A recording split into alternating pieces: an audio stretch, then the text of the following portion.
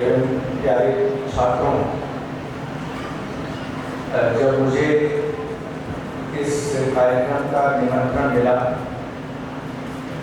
तो मुझे जिज्ञासा हुई कि ये कार्यक्रम किस चीज़ के बारे में है।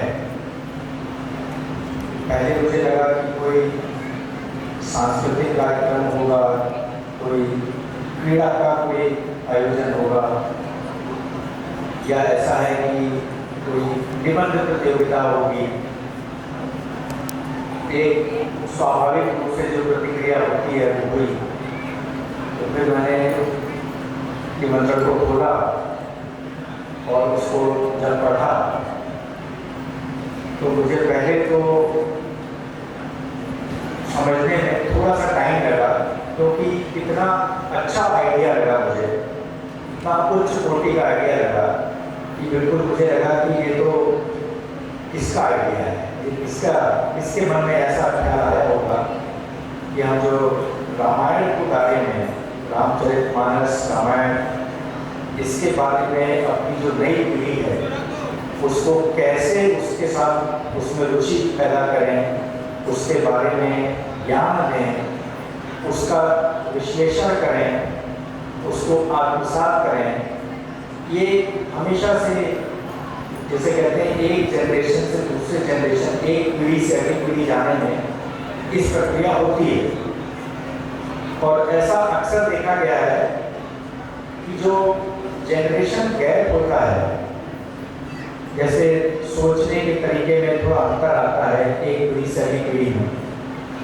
अंतर इसलिए आता है क्योंकि हम एक अलग परिवेश में पढ़े हैं, हमारे बच्चे अलग परिवेश में पढ़े हैं। हम जब स्टूडेंट थे तो एक अलग समाज की स्थिति थी। आज जब हमारे बच्चे, आप जब स्टूडेंट हैं तो समाज की स्थिति अलग है। तो ये बहुत स्वाभाविक है कि हम लोग का सोचने का तरीका थोड़ा सा भिन्न हो, जिसे बोलते हैं जनरेशन गैप। तो ये जो मानसिकता में जो बदलाव आता है उसमें एक चैलेंज होता है कि संस्कृति को अपनी कैसे अगली पीढ़ी तक ले जाए। और कई बार हम लोग हम कहते हैं कि हमारे में एक कमी है कि हम लोग अपने बच्चों को उपदेश देने लगते हैं या अनुशासन में बांधने की कोशिश करते हैं, या ये कहते हैं कि तुम समझ ले हो ये कितना इम्पोर्टेंट है। और ये तरीके जो हैं पिछले 2-3 दशकों से इनकी जो एफिशिएंसी है इन तरीकों की कम होती जा रही है। इससे जो है हमारी अगली पीढ़ी तक संस्कार नहीं पहुंच पा रहा है। इसके लिए जरूरी है कि हम कोई इनोवेशन करें, हम कोई नया तरीका सोचें।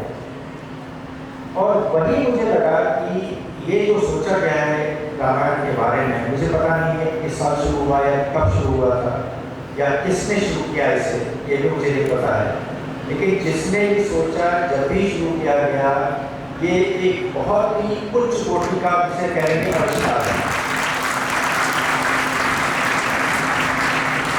अगर हम अपने बच्चों को इस तरह की स्पर्धाओं में, इस तरह के कार्यक्रमों में जोड़ेंगे तो बच्चे उत्साह के साथ जोड़ेंगे, क्योंकि उनको एक भावना आती है कंपटीशन की, और उनको एक भावना आती है कि इसमें कुछ नवीन है, इसमें कुछ मॉडर्न है, इसमें कुछ नया है।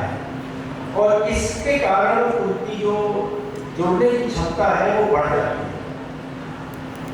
तो उसके बाद जब मैंने थोड़ा और विस्तार पढ़ा तो मैंने देखा कि इसमें 11 तरीके की प्रतियोगिताएं हैं, और हर प्रतियोगिता का एक विवरण दिया गया है हिंदी में।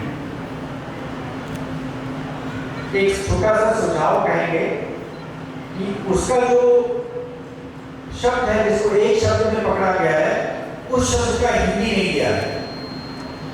अगर जैसे मल्टी वैलेंस है तो इसका हिंदी में क्या अनुवाद होगा, ये चीज अलग हो जाती। कलाक्षर है, रंगायन भी तो हिंदी है, शिवोहम, राम शराका, ये सब केवल एपिकल बीट्स का हिंदी में भी अगर आ जाए, अगली बार जब आप लोग करें तो जैसे उसको मैं केवल लिपि की बात नहीं कर रहा हूँ, हिंदी शब्द की भी बात कर रहा हूँ, दोनों चीज़ें अलग आ जाएं। ब्रेन टीजर्स है, रिफ्लेक्शंस है, रामायण संकट है, सीता की रसोई है। तो ये बहुत ही उच्च कोटि, जैसे मैंने कहा कि ये आविष्कार, मुझे तो बिल्कुल आविष्कार कर लग रहा है जिस तरह से प्रतियोगिता सोची गई है। और ये चीज़ केवल संत अतुलानंद कॉन्वेंट स्कूल में क्यों हो, ये तो मुझे लगता है अगर हम थोड़ा सा भी इसका प्रचार प्रसार करेंगे तो ये बिल्कुल आग की तरह बहुत ज़्यादा प्रचलित होगी, पूरे भारत में प्रचलित होगी।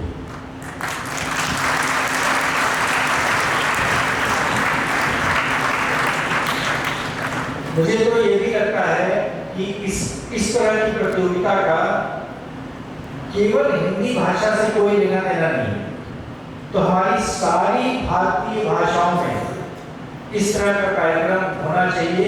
अगर नहीं हो रहा है तो मैं बात करूंगा जहाँ जहाँ भी संभव होगा कि इस तरह का कार्यक्रम हमारे विद्यालयों में सारी भारतीय भाषाओं में इसको जो है शुरू किया जाए। और अगर इसी सोच को हम थोड़ा और आगे बढ़ाएंगे तो फिर ये होता है कि क्या रामायण केवल भारतीयों के लिए है? रामायण तो पूरे विश्व के लिए है। जो उसके अंदर जो चरित्र हैं, जो भगवान हैं, जो उसमें जो लीलाएं हैं, जो उसमें जो प्रसंग हैं, उस प्रसंग से पूरे विश्व में जो है एक ज्ञान फैल सकता है और भारतीय संस्कृति के जो महत्व है वो पूरे विश्व में पहुंच सकता है। तो अगर हम एक थोड़ा सा और प्रयास करेंगे, हर स्कूल में, बनारस में हो, उत्तर प्रदेश में हो, उत्तर भारत में हो, फिर भारत के हर क्षेत्र में हो, तो फिर आप इसको भारत में सीमित नहीं रख पाएंगे।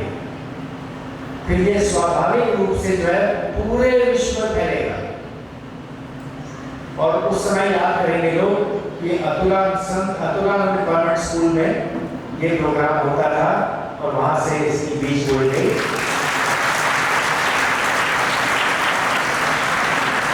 और ये वट वृक्ष की तरह बन गया।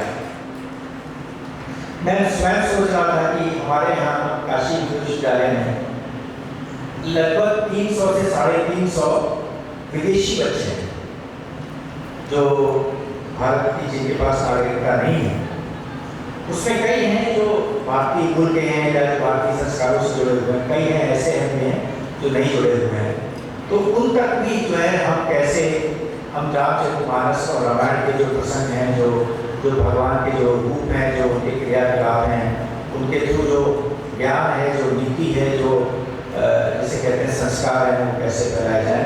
और हम जरूर इससे भी हम भी कुछ सीख लेने की कोशिश करेंगे, किस तरह से गेमिफिकेशन करके, कंपटीशन इंट्रोड्यूस करके, एंटरटेनमेंट इंट्रोड्यूस करके बड़ी गूढ़ बातें जो हैं बहुत दूर तक पहुँचाई जा सकती हैं। और इससे जो हमारे कई हजार साल की जो प्राचीन परंपरा है उसको निरंतरता बनी रहेगी और वो आगे बढ़ती रहेगी। तो ये इन शब्दों के साथ मैं ये कहना चाहूँगा कि ये जो विद्यालय है, इसका जो विस्तार है और जो इसका फैलाव है और जो इसका स्केल है वो बहुत ही, जिसे कहते हैं, विलक्षण है, बहुत अद्भुत है।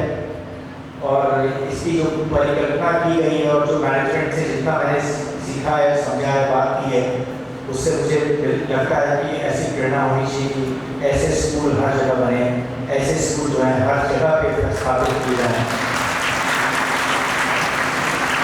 आपका इंफ्रास्ट्रक्चर इतना अच्छा है, आपके बच्चे इतने अच्छे हैं और आप जो है, मुझे बताया गया कि आप लोग कई बार नेशनल लेवल के कॉम्पिटिशन्स को भी होस्ट करते हैं और ऐसा एक से कई बार ज़्यादा बार हो चुका है।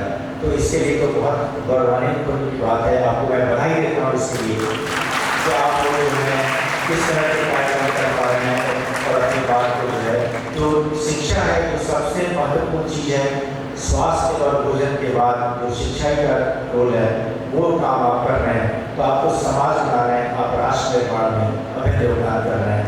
मुझे आकर यहाँ बहुत खुशी हुई। धन्यवाद मुझे जाने के लिए।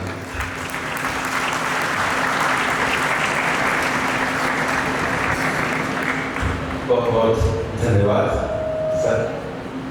मैं निवेदन करूँगा आदरणीय उप निदेशक सर, निदेशिका में और विश्व के प्रिंसिपल मैम से कि वो हमारे मुख्य